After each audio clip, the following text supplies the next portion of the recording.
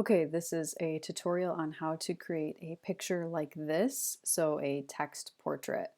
So on Google Classroom, you can go ahead and save this picture. So this is just the practice.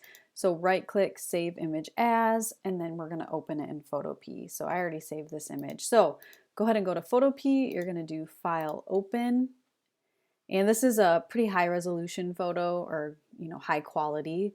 And that's something important that you have a high quality photo for this. So then we're gonna do File, Open. You have your picture open and we're gonna start with the black rectangle. So that's what we're gonna cover our image with halfway. So it's gonna go halfway across his face. So we are going to go to our toolbar, and if you hover over the rectangle tool, go ahead and choose that. And then the fill color, you can, I guess I would do a darker color, and just for the sake of this practice, we'll do black. So just do a black or a very dark, dark color. And then from the corner of the photo, I'm going to click and drag my box. And then I'm going to go all the way down to the bottom of the picture, and it kind of snaps into place. Okay, so halfway over his face, so just like that. And then over here in the layers bar, we're actually going to do this first. Go ahead and right click on the shape layer, and then we're going to rasterize it so it's easier to work with. Okay, so now we're going to put our text on here. And I am just going to do a random quote that I remember my brother always using. I think it's from Terminator. I really don't know, but I'm just going to use that. You can choose a quote or use mine. It doesn't matter. Since this is a practice, it really does not matter. So now we're going to go to the text tool. We want to make sure our text is white. Now, eventually we are going to be deleting the text so that the picture shows through. So it doesn't really matter, but for the sake of this, just do white.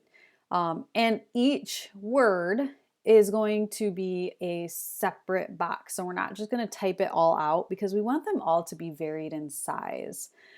So go ahead, you know how to use the text tool now. I'm going to change my color. I might make this just a little bit bigger, and then choose a font that is thicker, because if it's a really thin font, your picture isn't really going to show through that much. So sort of a thicker font. So I can either click or click and drag to create the text box. It's up to you. So I'm just going to go ahead and click. I'm not going to do the text box.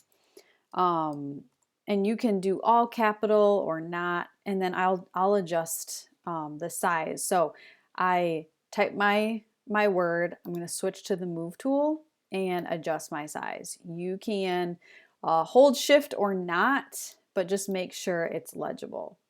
Okay, so I switched to the move tool. Now I'm going to go back and I'm going to do another word and switch to the move tool, adjust that.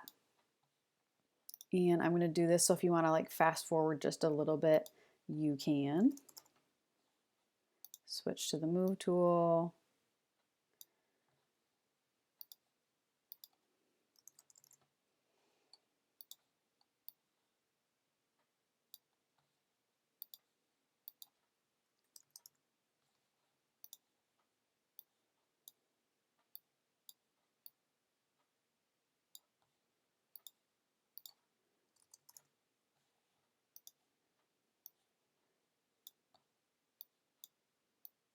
Okay.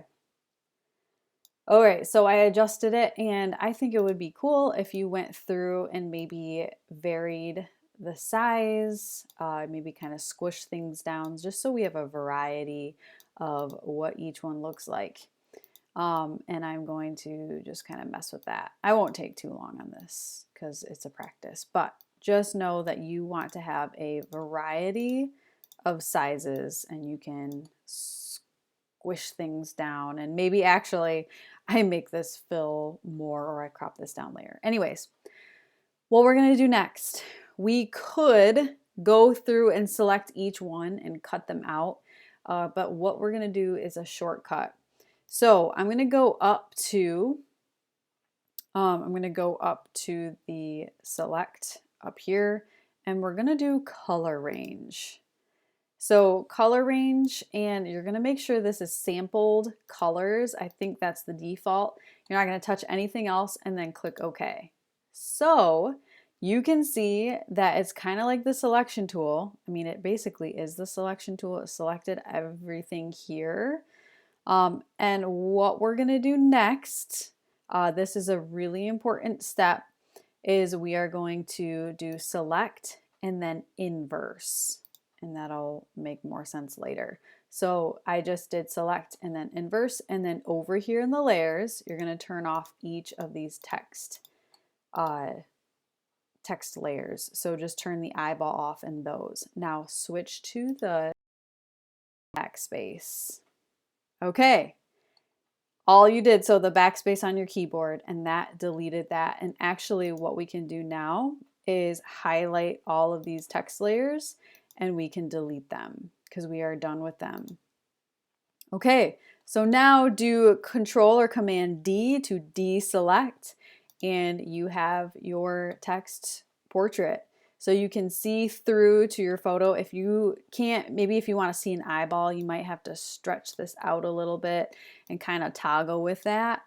Just make sure if you do stretch it out and it goes past the canvas, you'll want to crop it down. So you'll just click the crop tool. Don't touch anything, like don't adjust this necessarily, and then do delete crop pixels, and it'll cut anything that goes off of the canvas. And that's it. Go ahead and export this as a JPEG or PNG and turn this into the practice.